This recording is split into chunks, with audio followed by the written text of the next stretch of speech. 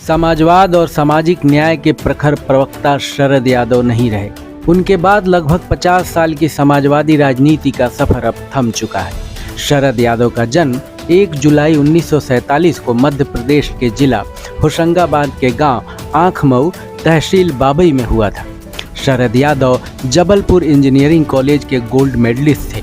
साथ ही वहां छात्र आंदोलन के नेता भी थे, लेकिन इससे बड़ी पहचान यह थी कि वे लोहिया और जेपी के समाजवादी विचारों से प्रभावित थे। जयप्रकाश नारायण ने छात्र आंदोलन के बाद जिस पहले उम्मीदवार को हलधर किसान के चुनाव चिन्ह पर चुनाव लड़वाया, वो शरद यादव ही थे। शरद यादव 7 बार लोकसभा सांसद और 3 बार राज्यसभा से सांसद रहे।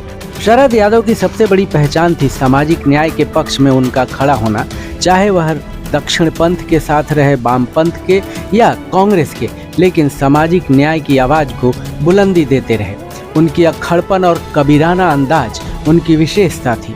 उन्होंने इससे कभी समझौता नहीं किया, किसी मजबूरी में अपनी आवाज़ को मध्यम नहीं किया। मात्र 27 की आयु में जबलपुर से पहली बार लोकसभा सांसद बनने वाले शरद यादव लोहियावाद से विशेष प्रभावित थे। आरक्षण के मजबूत पक्षधर थे। इस कारण उनकी छवि मंडल मसीहा समर्थक की बनी। शरद यादव ने रामविलास पासवान के साथ मिलकर वीपी सिंह से मंडल कमीशन लागू कराया, जिसने कम से कम उत्तर भारत की राजनीति को एक हद तक बदल दिया। उन्होंने कई प्रधानमंत्रियों के साथ काम किया, पर वे सबसे ज़्यादा संवेदनशील प्रधानमंत्री इंदिरा गांधी को मानते थे, क्योंकि जब भी वह संसद में दलितों, पिछड़ों, आदिवासियों के खिलाफ हुए उत्पीड़न की बात करते थे तो इंदिरा गांधी उस पर तत्काल कार्रवाई करती थीं। वैसे मंडल कमीशन के बाद शरद यादव की राजनीति का कर्म क्षेत्र बिहार बना। शरद यादव अटल बिहारी वाजपेयी की सरकार में नागरिक उड्डयन मंत्री, श्रम मंत्री और उपभोक्ता मामलों के मंत्री रहे और जॉर्ज फर्नांडिस के बाद एनडीए के संयोजक भी रहे। इस दौरान गुजरात दंगे के दौरान भी वे अटल बिहारी वाजपेयी सरकार में मंत्री बने रहे।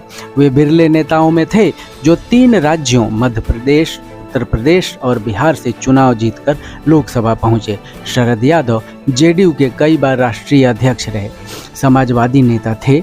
उनके निधन से सामाजिक एवं राजनीतिक क्षेत्र में अपूरणीय क्षति पहुंची।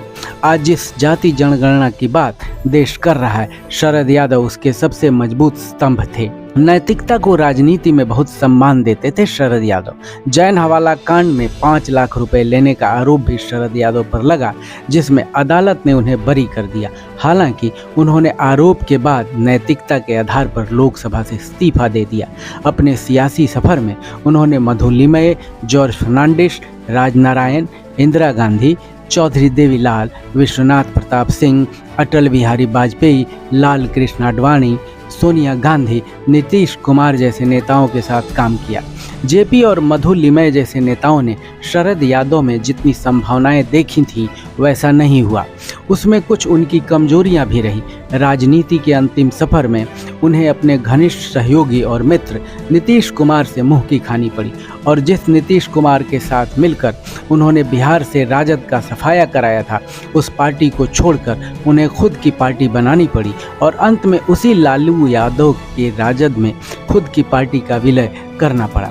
शरद यादव का एक महत्वपूर्ण गुण था संबंधों को निभाना, जिसमें वे कभी भेदभाव नहीं करते थे, चाहे व्यक्ति कोई भी हो, पद कोई भी हो। शरद यादव जीवन के अंतिम दिनों में बीमारियों से जूझते रहे और अंततः 12 जनवरी 2023 को मृत्यु ने सामाजिक न्याय के इस अंतिम सेनापति को अपने आगोश में ले लिया।